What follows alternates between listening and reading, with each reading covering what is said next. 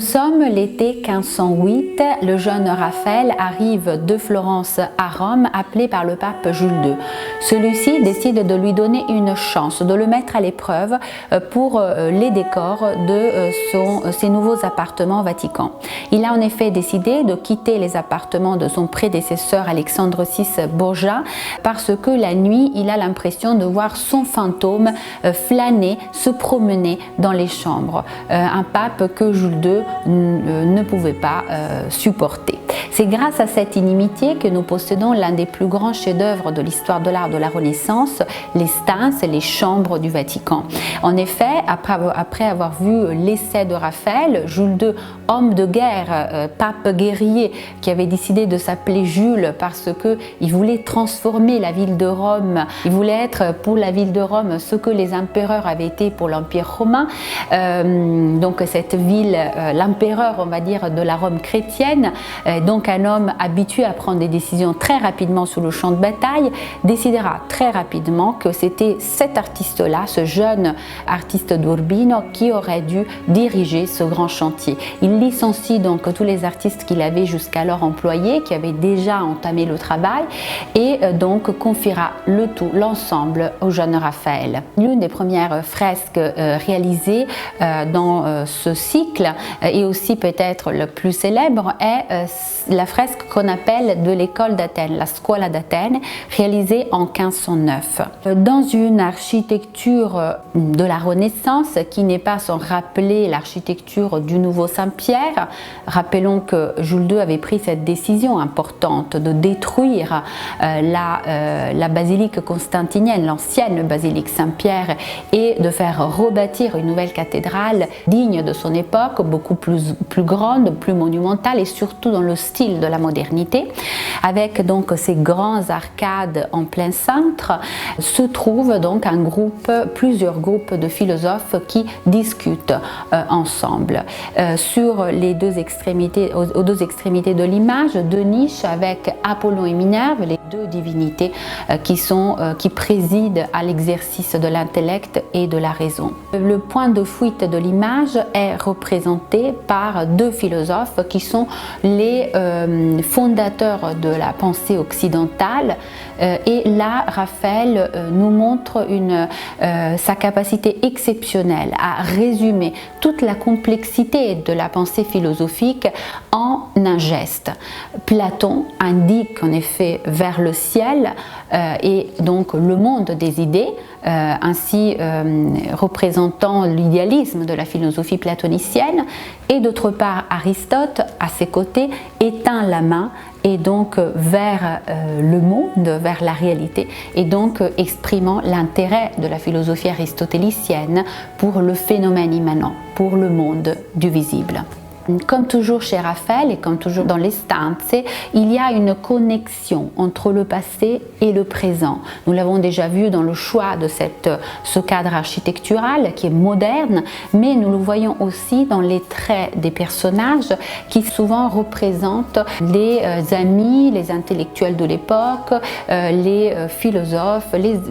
les grands penseurs de l'époque de Raphaël, mais aussi les artistes. Par exemple, dans les traits de Platon, on a très rapidement pu identifier le visage de Léonard de Vinci, grand modèle de Raphaël, et qui sera de passage à Rome entre 1513 et 1516 et qui sera certainement très flatté par cet hommage. Il est vrai que, autant que Platon, fondateur de la philosophie occidentale, Léonard peut se considérer fondateur de l'art occidental, et c'est vrai que cette fresque est un hommage en soi à Léonard et à sa capacité à créer l'interaction émotive et physique entre les personnages.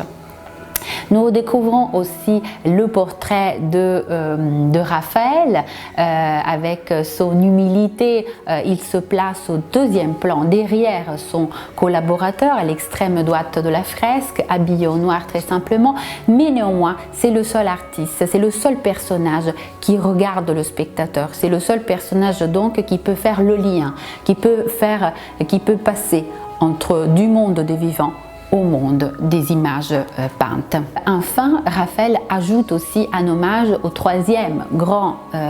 artiste de la Renaissance, Michel-Ange, qui se découvre au premier plan. Dans un premier temps, dans le cartone qui est conservé, c'est-à-dire un dessin à l'échelle qui est conservé à la Pinacothèque ambrosienne de Milan, nous découvrons la première pensée, le premier projet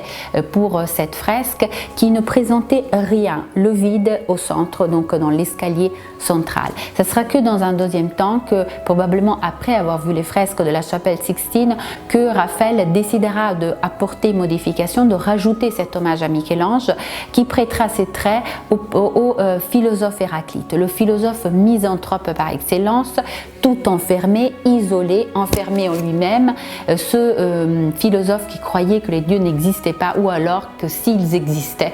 ils avaient mieux à faire que s'occuper des hommes.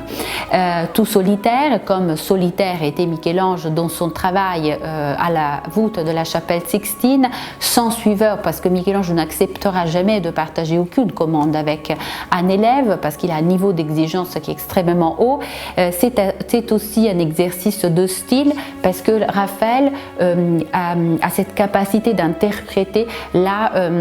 monumentalité puissante et vigoureuse des prophètes de la chapelle Sixtine. C'est aussi un peu d'ironie parce que ce Michel-Ange est tout enfermé et toujours de mauvaise humeur, comme devait l'être effectivement. La fresque de l'école d'Athènes raconte et s'insère à l'intérieur d'un programme iconographique, celui de la Stanza della Segnatura, la chambre que était destinée à conserver la bibliothèque du pontife. Le thème, le programme iconographique de la chambre doit exalter la recherche du vrai, du bien et du beau. Donc la noétique, la vérité, l'éthique, le bien, et le beau, l'esthétique. La recherche donc de la vérité peut se faire à travers deux chemins. Le chemin intellectuel et rationnel, donc représenté justement par l'école d'Athènes que nous venons d'analyser, et aussi par un deuxième chemin qui est celui de la foi, le chemin de la théologie, qui est représenté en revanche par la fresque de la Disputa del Sacramento, la dispute, qui est juste dans le mur d'en face de l'école d'Athènes. Si dans l'école d'Athènes nous avons remarqué un certain désordre dans la disposition des personnages, un désordre qui exprime la variété, la diversité des chemins à travers lesquels on peut accéder à la réflexion intellectuelle et aussi des résultats auxquels on peut accéder à travers l'acheminement d'une pensée intellectuelle, tout est symétrie, tout est équilibre et géométrique dans la fresque d'en face, celle qui raconte donc comment l'être humain accède à la vérité par une voie qui n'est pas celle de l'intellect, de la raison, mais la voie de l'esprit, de la foi. En effet, la révélation théologique, la révélation par la foi de la vérité spirituelle est immédiate, ne requiert pas de réflexion rationnelle, tout au contraire, refuse la réflexion de l'intellect. Raphaël crée donc trois registres superposés. Dans le premier, le plus bas, l'Église militante, donc on reconnaît les grands théologiens de l'histoire, les grands papes, même l'oncle du commanditaire, l'oncle de Jules II, Sixte IV, qui avait fondé la chapelle Sixtine.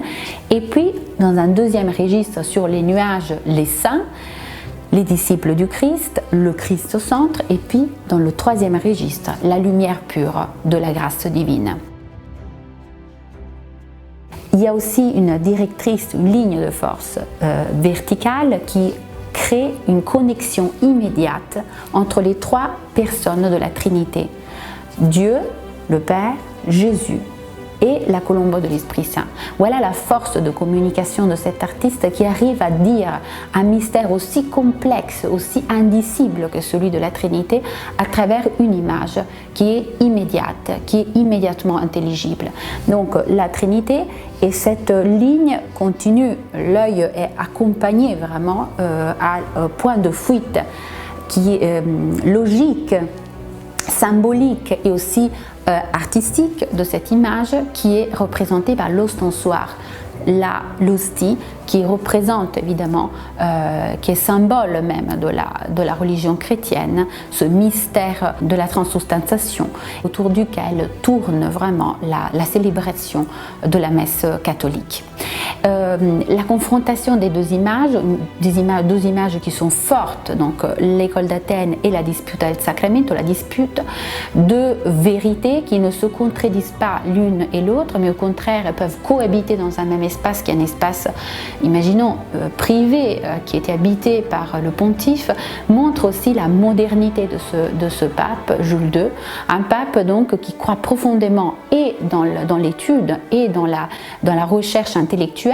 Certainement, les livres de philosophie se trouvaient en dessous de la fresque de l'école d'Athènes et qui croit évidemment aussi dans la réflexion, la spéculation théologique. Les livres